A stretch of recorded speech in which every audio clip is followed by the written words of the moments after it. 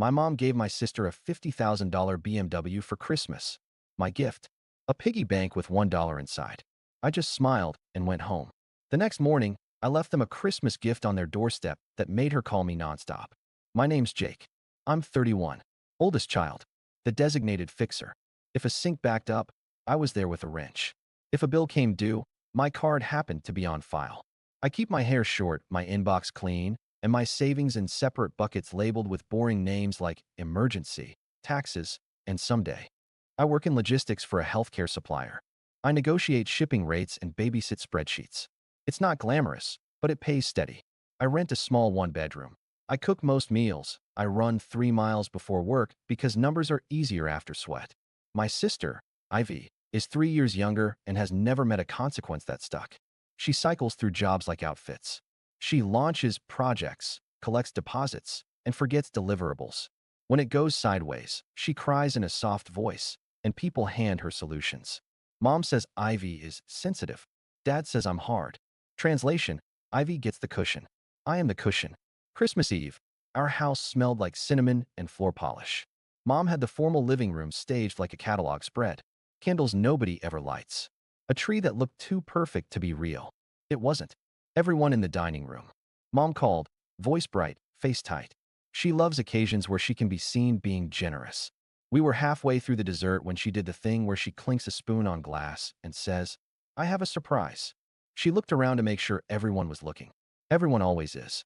Dad wheeled it out the front door first. Actually, he wheeled out the idea of it. The bow was on the key fob, and the key fob was in a velvet box. For Ivy, Mom announced, because this year she's really turned a corner. Ivy pressed a hand to her chest and did the breathy gasp. Mom. No way. Way, Mom said. Go look in the driveway. We shuffled outside like obedient extras. The car sat there under the street lamp. A white BMW with temporary plates and the words Merry Christmas written in fake snow on the windshield. Ivy squealed. Mom teared up. Dad looked like he'd just completed a mission.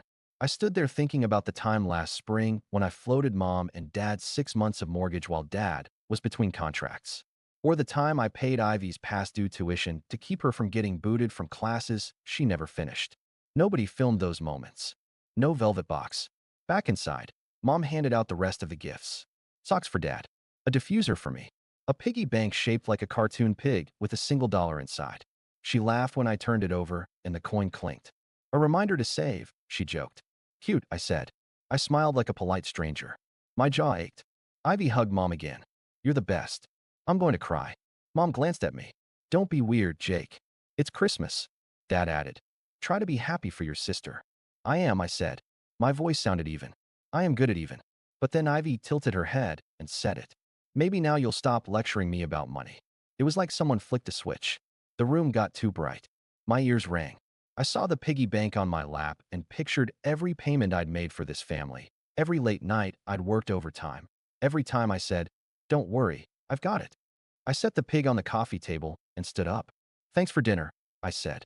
I kissed Mom's cheek, hugged Dad, and even patted Ivy's shoulder. I didn't fight.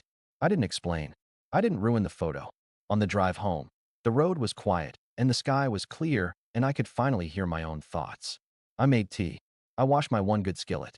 I sat at my small kitchen table with a pen and a stack of old envelopes and wrote 3 short notes. I slept like a rock. Here's what people don't see when they see a calm, oldest child walk away with a piggy bank. When Dad's back went out 2 years ago and his contractor buddy forgot to file the paperwork, I covered their property taxes so they wouldn't get hit with the penalty. We'll pay you back next month, Mom said. Next month turned into when the season picks up. Then, when the refinance comes through. Then silence. When Ivy accidentally took out a store credit card at 20 and used it like it was a coupon, I paid it off so the interest wouldn't eat her alive. Mom cried on the phone. You saved her credit, sweetheart. You really saved her future. Future arrived and promptly forgot me. 3 summers ago, their roof failed. A torrential thunderstorm peeled it like a sticker. Insurance lowballed them. I tapped my someday fund for the difference. I didn't make it a gift. I wrote a simple promissory note in plain language. Principal, 0 interest. Monthly amount. Signature lines. Dad signed. Mom rolled her eyes, signed anyway. We're family, she said. You don't need to make this so formal. It protects you, I said. What I didn't say, it also protects me. Month 1, They paid on time. Month 2, late. Month 3, nothing. Then, we'll catch up after Christmas. Christmas brought candles and the illusion of abundance. January brought nothing. Ivy's emergencies had seasons too. Spring, my laptop died the week of finals. Summer, the landlord is evil, he added fees.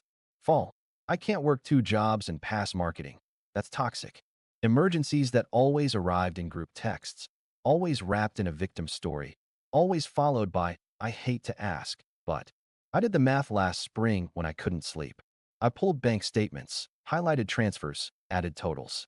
In 3 years, I'd paid out the equivalent of a down payment on a house. My house. I kept the spreadsheet on my desktop under the name wrenches.xlsx because I didn't want to see it. You're so generous, relatives say to Mom. You raised such a helpful son. Mom raises her eyebrows like she's tired from the effort. There were other things too. Small cuts that didn't bleed at the time. The family phone plan in my name because my credit score was highest. We'll Venmo you monthly, Mom said. They did for 6 months, then stopped. When I paused Ivy's line after 6 months of silence, Mom called me crying. You're humiliating your sister. The car insurance that everyone promised to split. Spoiler, they didn't. When I reminded them, Dad said, we're in a rough patch. Ivy said, you can afford it. The group chat where screenshots go to die? Auntie's chiming in with heart emojis when Ivy posts new chapter selfies. Silence when I announce a promotion. The week before Christmas, Mom called with a list. We need extra folding chairs, 2 more sheet pans, and, oh, can you bring your credit card? Costco limits per card, and I don't want to make 2 trips. Sure, I said, because I'm trained. That same week, Dad cornered me in the garage. Listen, if Ivy needs help with a car, can you co-sign? Just to get her started. She's learned a lot this year. She's totaled 2 cars, I said. She's grown, he said. We can't hold the past against her forever. I didn't argue. I changed the subject. I went home and stared at that wrenches.xlsx file and wondered when I became the backup plan in a house where I paid for the generator. The night before Christmas Eve, Ivy texted me a photo of a perfume bottle with a price tag that made my throat close. Should I, she wrote, treat yourself? Do you have your rent? I typed. I erased it. I sent a thumbs up emoji. I hate myself a little for that. On Christmas, Mom watched me like a stage manager watches a weak actor. Smile, she whispered while we took photos. Try to act like you're part of this family. Then the piggy bank. Then the lecture. Then the line from Ivy about my lectures. On the way home, my steering wheel felt slick. My hands were dry. I realized suddenly that the thing about being the strong one is that people put rocks in your backpack when you aren't looking and then admire your posture. So I put the backpack down. I didn't blow up that night. I didn't post a thread online. I didn't call anyone to present my closing arguments. I wrote those 3 notes and set 3 alarms. 1 for 7 a.m., 1 for 7:05, 1 for 7:10. At 6:30, I made coffee. At 6:45, I put on my running shoes. At 7 o'clock, I drove across town where the clerk with the neat nails and the bored voice stamped papers I should have filed a year ago. Recording fees in the last column, she said without looking up. The stamp made a sound like a door clicking shut. At 7:40, I stopped by a small print shop. The owner knows me by first name from my job. He printed 10 copies of something I'd typed at 1 a.m. in a bulletproof font. At 8:05, I pulled into my parents' cul-de-sac. The neighborhood still had yesterday's lights drooping from gutter clips. A plastic reindeer stared at me with dead eyes. I placed a crisp manila envelope on the doormat under the wreath and rang the bell. Then I walked back to my car, sat behind the wheel, and waited with the engine off. Through the window, I saw movement. Dad opened the door, looked down, bent, picked up the envelope, disappeared. 30 seconds later, Mom's voice. Even through the glass, I could hear the pitch. My phone lit up, MOM. I didn't answer. It lit up again, Dad. Then IVY. Then MOM again. Then unknown, which is Mom when she thinks blocking her caller ID makes her a federal agent. By 8:20, it was texts. Jake, what is this? From Dad. Is this a joke? From Mom. You're sick? From Ivy. Then a photo of the first page lying on their kitchen island. My heading. My bullet points. My signature with today's date. The document was simple and calm. Page 1. A ledger of every payment I had made on their behalf since the roof. Dates. Amounts. What for? Notes like paid the exact past due to avoid lien and paid registrar to lift hold. Page 2. The promissory note from 2 years ago, now stamped and recorded as a lien against their house for the remaining principal. Because I finally filed it. Page 3. A notice of cancellation effective next month for the family phone plan with instructions on how to port out numbers. Page 4. A formal demand for return of the spare credit card with my name that somehow lived in mom's purse for emergencies. Page 5. A reminder that I would no longer act as guarantor or co-signer for any account, now or ever. And then there was the little envelope inside the big one, labeled for Ivy. Inside, a copy of the text strings where she asked for money for rent, followed by photos of the concert wristband, the salon selfie, the weekend trip. A paper copy of the email she sent last fall listing me as emergency contact and financial guarantor on an apartment application without asking. A short note, remove my name by Friday, or I notify the landlord that the authorization is fraudulent. I didn't add insults. I didn't add adjectives, just facts and deadlines. At 8:30, Mom called again. This time I answered. What is this? She said. No hello. Documentation, I said. You put a lien on our house. Her voice cracked on lien, like it was a filthy word.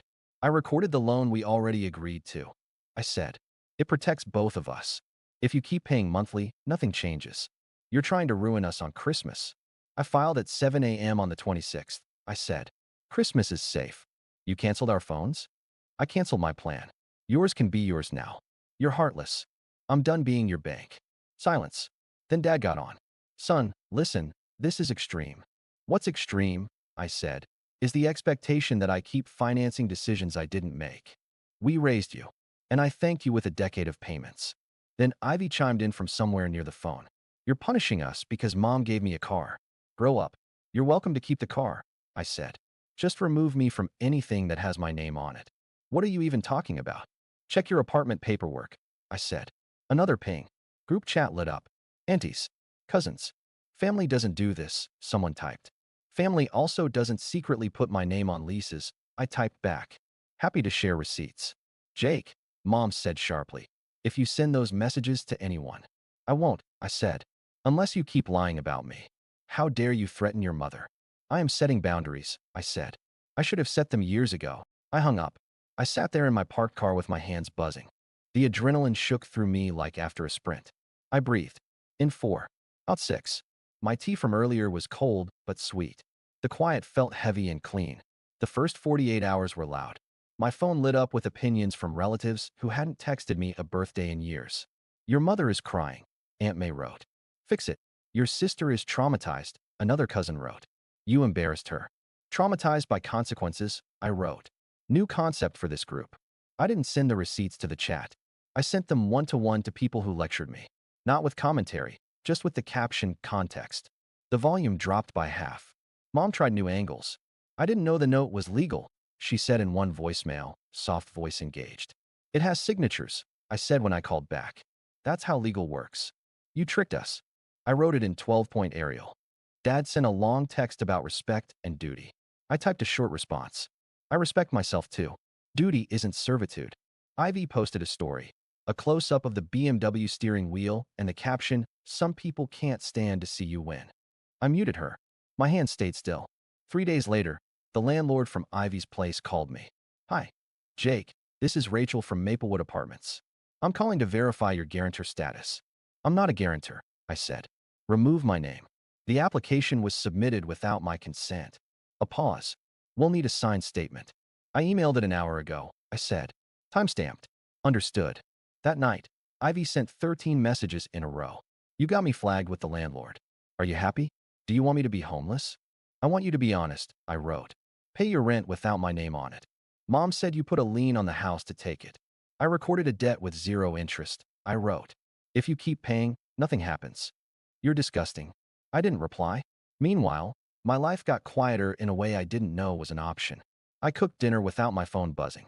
I logged into my banking app and didn't see mystery withdrawals. I took a run at dusk and felt lighter halfway through, like someone had reached into my chest and taken out a brick. At work, I stopped volunteering for every holiday shift, just in case someone needs me. I used the PTO I'd banked. I went to a movie alone on a Tuesday afternoon. I sat in an almost empty theater and laughed at dumb jokes and didn't explain it to anyone. A week later, Aunt May texted again, smaller now. Your mother says you plan to cancel the phone plan on the 15th. Are you sure? I'm sure, I wrote. I sent account transfer instructions. She doesn't know how. I included step by step with screenshots. I wrote, she can take it to the store. A different aunt, one who never liked me because I don't perform cheerful, sent a paragraph about honoring parents. I typed back, honor isn't being exploited. She saw it and left me on read. That felt like a boundary too. 2 weeks later, Dad asked to meet for coffee. We sat outside a place where the muffins are too big. He didn't order one. He laced his fingers together on the table and stared at them while he spoke. I'm angry, he said. I know, I said. I'm also embarrassed. He paused. That we needed the note recorded to keep our promises. We could have kept them without the stamp, I said. But we didn't. He nodded once. Your mother says you're punishing her. I'm protecting me, I said. He sat back. Ivy's lease is not my name, I said. He sighed. You know your mother will keep calling. I know. He looked up then, eyes older than I remembered. You always were the steady one, he said. We took advantage of that. I let you, I said. That's on me. This is me changing it. He nodded. Okay. He didn't apologize. He didn't promise to fix Mom. He did slide a folded check across the table for 2 missed payments on the roof note. Don't make a big deal, he said. I didn't. I took it, texted him a scanned receipt later, and applied it to the ledger like an accountant who finally got an accurate deposit. The house drama did what house drama always does. It spread. Ivy's boyfriend DM'd me something about family unity. I ignored it. A cousin who works in accounting asked me to send her the template for my promissory note for a friend. I sent it.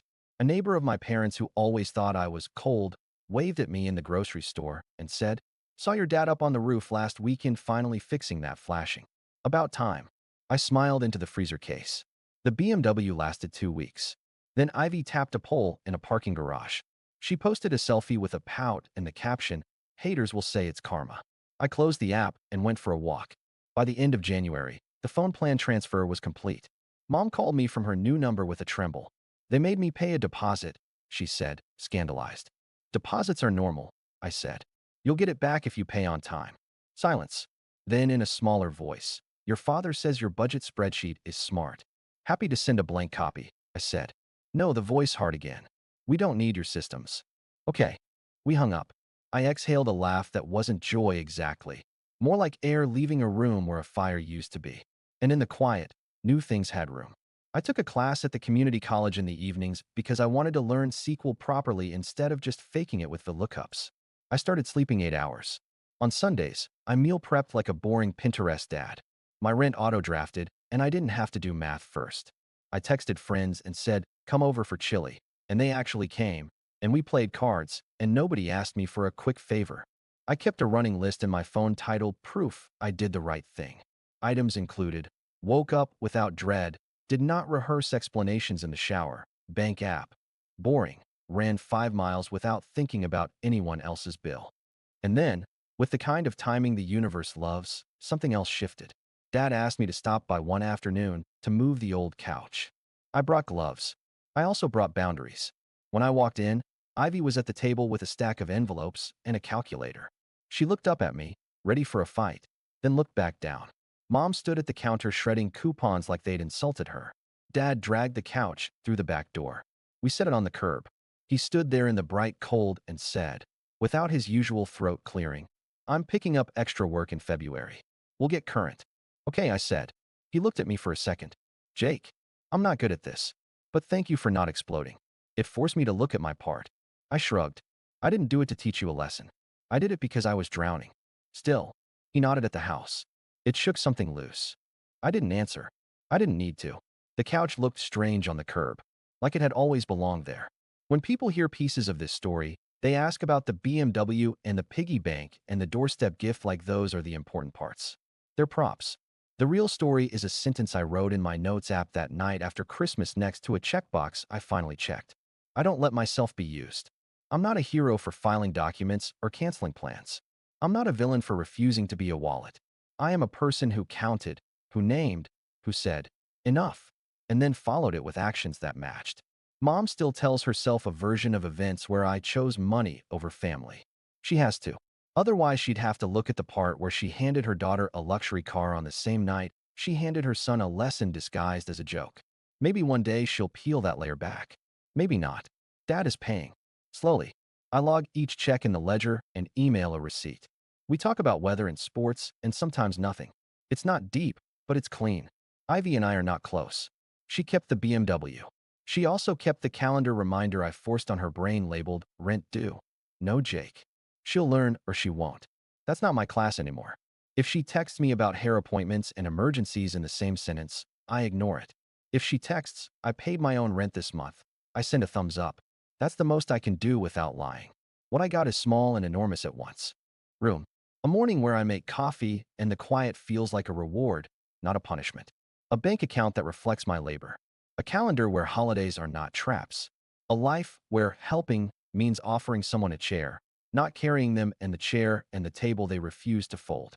A few weeks after everything went down, I found the piggy bank in the back seat of my car. I put it on my kitchen shelf next to the spices. It's dumb and pink and a little insulting. I dropped a quarter in and it clinked. It makes me laugh now. Not bitter. Just a real laugh at a cheap symbol that accidentally told the truth. Save yourself. Put your own dollars somewhere you can reach. So, if you need a moral, that's mine. You can love people and still say no. You can show up without showing your wallet. You can forgive and also file. I don't owe anyone a performance of being the good son if the script is exploitation. I owe myself a life that fits. I owe future me a backpack without rocks. And the next time someone hands me a piggy bank with $1 in it and a joke on their face, I'll smile the same way, say thanks, and go home. And if I ever leave a gift on a doorstep again, it will be the same kind. Paper, quiet, honest, with my name at the bottom, and a boundary anyone can read.